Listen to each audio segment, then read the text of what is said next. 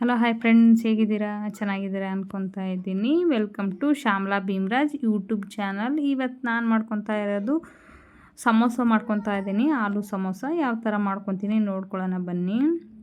ಮೊದಲಿಗೆ ಇಲ್ಲಿ ಒಂದು ಕಪ್ಪಷ್ಟು ಬಟಾಣಿ ಬಿಡಿಸಿ ಇಟ್ಕೊತಿದ್ದೀನಿ. ಅದಾದ ನಂತರ 3 ಆಲೂಗಡ್ಡೆ ಸಿಪ್ಪೆ ಬಿಡಿಸ್ಕೊತಾ ಇದ್ದೀನಿ. ನೋಡಿ, ಈ ಥರ ತುಂಬಾ ಸಿಂಪಲಾಗಿರುತ್ತೆ. ಸಾಯಂಕಾಲ ಸ್ನ್ಯಾಕ್ಸ್ ಕೇಳ್ತಾ ಇರ್ತಾರಲ್ವ ಮಕ್ಕಳು, ಹಾಗಾಗಿ ನಾನು ಕೂಡ ಇವತ್ತು ಮಾಡಿಕೊಡ್ತಾ ಇದ್ದೀನಿ. ಆಲೂ ಸಮೋಸ ಮಾಡಬೇಕು ಅಂತ ಹೇಳ್ತಾಯಿದ್ರು ಅವರು ಕೂಡ. ಇವಾಗ ಕುಕ್ಕರಿಗೆ ಹಾಕಿಬಿಟ್ಟಿದ್ದೀನಿ. ಸ್ವಲ್ಪ ಉಪ್ಪು ಕೂಡ ಹಾಕಿದ್ದೀನಿ. ನೋಡಿ, ಒಂದು 3-4 ವಿಜಿಲ್ ಬಡಿಸ್ಕೊತೀನಿ, ಆಲೂಗಡ್ಡೆನೂ ಬಟಾಣಿನೂ ಸೇರಿಸಿ. ಅದಾದ ನಂತರ ಅಷ್ಟೊತ್ತರಲ್ಲಿ ಇವಾಗ ಸ್ವಲ್ಪ ಹಿಟ್ಟು ಕಲಸಿಟ್ಕೊಳ್ಳೋಣ ಅಂತ ಹಿಟ್ಟು ಕಲಿಸ್ಕೊತಾ ಇದ್ದೀನಿ. ನಾನು ಮೈದಾ ಬಳಸ್ತಾ ಇಲ್ಲ, ಮಕ್ಕಳು ತಿನ್ನೋದಲ್ವ, ಹಾಗಾಗಿ ನಾನು ಗೋಧಿ ಹಿಟ್ಟಲ್ಲೇ ಮಾಡಿಕೊಡ್ತಾ ಇರೋದು ಮಕ್ಕಳಿಗೆ. ಮೈದಾ ತಿನ್ನೋದು ಮಕ್ಕಳಿಗೆ ಅಷ್ಟು ಹೆಲ್ದಿ ಅಲ್ಲ, ಒಳ್ಳೇದಲ್ವಲ್ಲ, ಅದಕ್ಕೆ ನಾನು ಇದರಲ್ಲಿ ಗೋಧಿ ಹಿಟ್ಟಲ್ಲೇ ಮಾಡ್ಕೊತಾ ಇದ್ದೀನಿ ಇವತ್ತು. ಇವಾಗ ಗೋಧಿ ಹಿಟ್ಟು ಕಲಸ್ಕೊತಾ ಇದ್ದೀನಿ. ತುಂಬ ಗಟ್ಟಿಯಾಗಿ ಕಲಸ್ಕೋಬೇಕು, ಹಾಗಂದರೆ ಚೆನ್ನಾಗಿ ಬರುತ್ತೆ. ಸ್ವಲ್ಪ ಗರಿ ಗರಿಯಾಗಿ ನೋಡಿ ಕಲಿಸ್ತಾ ಇದ್ದೀನಿ. ಸ್ವಲ್ಪನೇ ನೀರು ಹಾಕಿ ಗಟ್ಟಿಯಾಗಿ ಹಿಟ್ಟು ಕಲಸಿಟ್ಕೋಬೇಕು. ಇವಾಗ ಹೊರಗಡೆಯಿಂದ ತಂದು ಕೊಡೋದು ಅಷ್ಟು ಸರಿ ಇರೋದಲ್ವ, ಮನೆಯಲ್ಲೇ ಮಾಡಿಕೊಟ್ರೆ ಎಲ್ಲರೂ ತಿನ್ಬೋದು. ಹಾಗಾಗಿ ಇವತ್ತು ಹಾಗೆ ಮನೆಯಲ್ಲೇ ಮಾಡಿಕೊಡ್ತಾ ಇದ್ದೀನಿ. ನೋಡಿ ಕಲಸಿಟ್ಟಿದ್ದಾಯಿತು. ಆಲೂ ಪರೋಟ ಮಾಡೋಕ್ಕೆ ಹಿಟ್ಟು ಕೂಡ ತುಂಬಾ ಗಟ್ಟಿಯಾಗಿ ಕಲಸಿ ಒಂದು 10 ನಿಮಿಷ ನೆನೆಯಕ್ಕೆ ಬಿಟ್ಟಿದ್ದೀನಿ. ಅಷ್ಟರಲ್ಲಿ ಈ ಮಸಾಲೆ ರೆಡಿ ಮಾಡ್ಕೋಬೇಕಲ್ವ. ಇವಾಗ ಒಂದು 3 ಈರುಳ್ಳಿ ಕಟ್ ಮಾಡ್ಕೊತಾ ಇದ್ದೀನಿ. ಚಿಕ್ಕದಾಗಿ ಕಟ್ ಮಾಡ್ಕೋಬೇಕು. ಎಷ್ಟು ಚಿಕ್ಕದಾಗುತ್ತೋ ಅಷ್ಟು ಚಿಕ್ಕದಾಗಿ ಕಟ್ ಮಾಡ್ಕೋಬೇಕು. ಅದಾದ ನಂತರ ಇವಾಗ 2 ಹಸಿಮೆಣ್ಸಿನ್ಕಾಯಿ ಹಾಕ್ಕೊತಾ ಇದ್ದೀನಿ. ಮಕ್ಕಳು ತಿನ್ನೋದಲ್ವ, ಹಾಗಾಗಿ ಖಾರ ಆದರೆ ತಿನ್ನಲ್ಲ ಅಂದ್ಬಿಟ್ಟು 2 ಚಿಕ್ಕದಾಗಿ ಅದು ಕೂಡ ಕಟ್ ಮಾಡಿ ಇಟ್ಕೊತೀನಿ. ಒಂದು ದೊಡ್ಡದು ಟೊಮೊಟೊ ಕಟ್ ಮಾಡಿ ಹಾಕ್ಕೊತೀನಿ ಅದಕ್ಕೂ ಕೂಡ. ಇವಾಗ ಕರಿಬೇವು, ಕೊತ್ತಂಬರಿ ಕೂಡ ಕಟ್ ಮಾಡ್ಕೊತಾ ಇದ್ದೀನಿ. ನೋಡಿ, ಇದ್ದರೆ ಸಬ್ಬಸಿಗೆ ಸೊಪ್ಪು ಕೂಡ ಹಾಕೋಬೋದು. ನಾನು ಸಬ್ಬಸಿಗೆ ಸೊಪ್ಪನ್ನು ಹಾಕ್ಕೊತೀನಿ, ನಿಮ್ಗೆ ಇಷ್ಟ ಇಲ್ಲ ಅಂದರೆ ಬೇಡ. ಇಲ್ಲೊಂದು ಸ್ವಲ್ಪ ಇವಾಗ ನಾನು ಸಬ್ಬಸಿಗೆ ಸೊಪ್ಪು ಕೂಡ ಸೇರಿಸ್ಕೊತೀನಿ ಅದಕ್ಕೆ. ಇವಾಗ ಟೊಮೊಟೊ ಕಟ್ ಮಾಡ್ಕೊತೀನಿ. ನೋಡಿ, ಇಲ್ಲಿ ತೋರಿಸ್ತಾ ಇದ್ನಲ್ವ, ಆಗಲೇ ಹೇಳಿದ್ನಲ್ಲ, ಅದು ಕೂಡ ಚಿಕ್ಕದಾಗಿ ಕಟ್ ಮಾಡ್ಕೋಬೇಕು. ಏನೇ ಮಾಡೋದಿದ್ರು ಮಕ್ಕಳಿಗೆ ಮನೆಯಲ್ಲೇ ಮಾಡಿ ತಿನ್ನಿಸೋದ್ರಿಂದ ಆರೋಗ್ಯವಾಗಿಯೂ ಇರ್ತಾರೆ. ಹೊರಗಡೆ ತರಿಸಿ ಯಾವ ಆಯಿಲಲ್ಲಿ ಮಾಡಿರ್ತಾರೋ ಅಷ್ಟು ಸರಿಗಿರಲ್ಲ.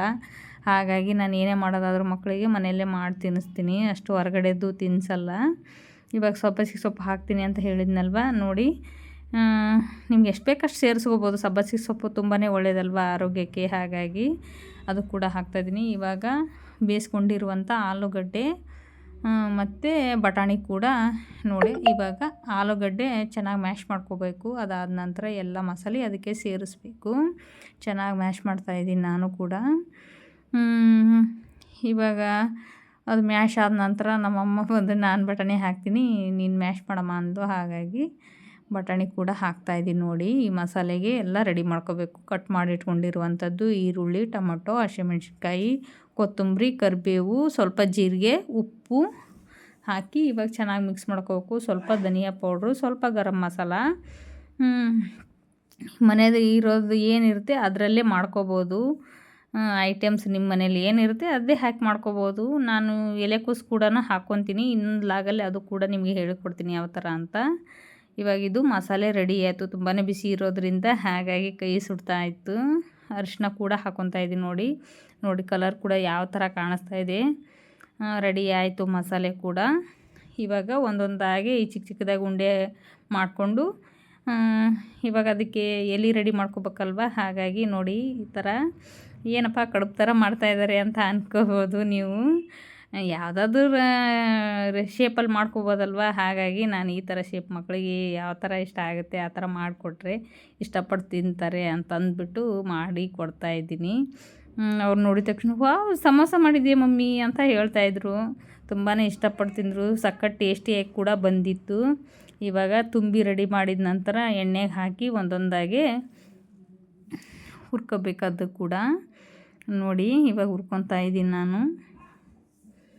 ಏನೇ ಮಾಡೋದಾದ್ರೂ ಮನೆಯಲ್ಲೇ ರೆಡಿ ಮಾಡಿಬಿಟ್ಟು ತಿನ್ನಿಸಿದ್ರೆ ಮಕ್ಳಿಗೆ ಕೂಡ ಚೆನ್ನಾಗಿರುತ್ತೆ. ನನಗೆ ಹೊರಗಡೆ ಫುಡ್ ತಿನ್ನೋದು ಅಷ್ಟೊಂದು ಇಷ್ಟ ಆಗಲ್ಲ, ಹಾಗಾಗಿ ಏನೇ ಮಾಡೋದಿದ್ರು ಮನೆಯಲ್ಲೇ ಮಾಡಿ ತಿನ್ನಿಸ್ತೀನಿ ನಾನು ಮಕ್ಕಳಿಗೆ. ಯಾವಾಗಲೂ ಆರೋಗ್ಯ ಇಂಪಾರ್ಟೆಂಟ್ ಅಲ್ವಾ, ಸ್ಕೂಲ್ಗೆ ಹೋಗೋ ಮಕ್ಕಳು ಹೆಲ್ತ್ ಅಪ್ಸೆಟ್ ಆದರೆ ಆಮೇಲೆ ನಾವೇ ನೋಡೋದಲ್ವ. ನೋಡಿ ರೆಡಿ ಆಯಿತು ಸಮೋಸ ನಮ್ಮ ಮನೇಲಿ. ಇವಾಗ ಟೇಸ್ಟ್ ಮಾಡ್ತಾರೆ. ತುಂಬಾ ಚೆನ್ನಾಗಿ ಬಂದಿದೆ, ತುಂಬಾ ಟೇಸ್ಟಿ ಕೂಡ ಆಗಿದೆ. ನೀವು ಒಂದ್ಸತಿ ಈ ಥರ ಟ್ರೈ ಮಾಡಿ. ಇಷ್ಟ ಆದರೆ ಲೈಕ್ ಮಾಡಿ, ಶೇರ್ ಮಾಡಿ, ಕಮೆಂಟ್ ಮಾಡಿ, ಸಬ್ಸ್ಕ್ರೈಬ್ ಮಾಡ್ಕೊಳ್ಳಿ. ನಾನು ಮಾಡೋ ವಿಡಿಯೋ ಎಲ್ಲ ನಿಮಗೆ ತಲುಪುತ್ತೆ. ನೋಡಿ ಯಾವ ಥರ ಕಲರ್ಫುಲ್ಲಾಗಿ ಬಂದಿದೆ. ಟೊಮಾಟೊ ಸಾಸ್ ಹಚ್ಕೊಂಡು ತಿಂತಾಯಿದ್ರೆ ಸಕ್ಕ ಟೇಸ್ಟಿಯಾಗಿರುತ್ತೆ. ಪುದೀನ ಚಟ್ನಿ ಕೂಡ ಮಾಡ್ಕೋಬೋದು. ಮತ್ತೆ ಸಿಗ್ತೀನಿ ನೆಕ್ಸ್ಟ್ ವ್ಲಾಗಲ್ಲಿ. ಬಾಯ್.